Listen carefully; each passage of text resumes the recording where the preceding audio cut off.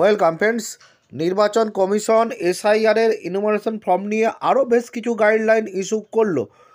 এই এসআইআরের এনুমারেশন ফর্মে ফটো যে বর্তমানে যে ফটো লাগাচ্ছেন আপনারা, সেই ফটো লাগবে কি না, এছাড়াও যদি খসড়া ভোটার তালিকায় নাম না ওঠে তাহলে আপনাদের কি করতে হবে, একগুচ্ছ আবার নির্দেশিকা জানতে অবশ্যই ভিডিওটি দেখুন।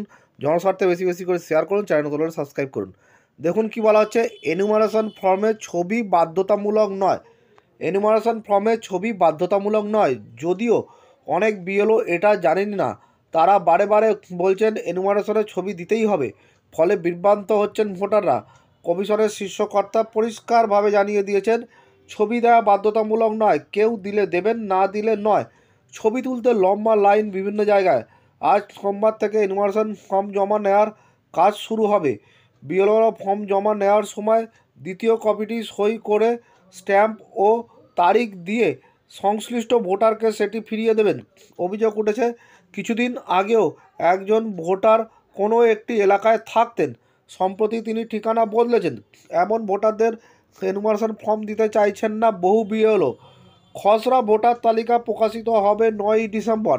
যাদের সেই তালিকায় নাম থাকবে না, কী কারণে এমন হয়েছে তা বিডিও, পঞ্চায়েত, বিভিন্ন সরকারি জেলাশাসক, ডিও দপ্তরে দেয়া থাকবে। যাদের নাম নেই তারা 9ই ডিসেম্বর থেকে 8ই জানুয়ারি পর্যন্ত আবেদন করতে পারবেন। সেগুলি সব খতিয়ে দেখা হবে। চূড়ান্ত ভোটার তালিকা প্রকাশিত হবে 7ই ফেব্রুয়ারি। মুখ্য নির্বাচন আধিকারিক মনোজ আগরওয়াল আরও জানিয়েছেন, কোনো বৈধ ভোটারের নাম বাদ যাবে না। সম্প্রতি তিনি জানিয়েছেন 14,000-এর বেশি শতায়ু ভোটার এ রাজ্যে রয়েছেন যারা জীবিত না মৃত, সে বিষয়ে নির্বাচন আধিকারিকরা খোঁজ খবর নিচ্ছেন। আজ সোমবার রাতে জাতীয় নির্বাচন কমিশনের ডেপুটি নির্বাচন কমিশনার জ্ঞানেশ ভারতী এ রাজ্যে আসার কথা। সঙ্গে থাকবেন এসবি যোশী, মলয় মল্লিক, অভিনব আগরওয়াল সহ কমিশনের অন্য আধিকারিকরা। জানা গেছে মঙ্গলবার তারা কলকাতা 2 চব্বিশ পরগনায় এসআইআরের কাজের সঙ্গে যুক্তদের সঙ্গে বৈঠক করবেন। 21শে নভেম্বর প্রথম পর্যায়ে ইভিএম পরীক্ষা হবে, সেখানেও জাতীয় নির্বাচন কমিশনারের একটি দল থাকবে। শনিবার মুখ্য নির্বাচন আধিকারিক জেলার নির্বাচনী আধিকারিকদের সঙ্গে ভিডিও কনফারেন্স করেন, যোগ দেন জাতীয় নির্বাচন কমিশনের আধিকারিকরাও। রবিবার বিকেল পর্যন্ত এ রাজ্যে 99.42% এনুমারেশন ফর্ম বিলি হয়ে গেছে।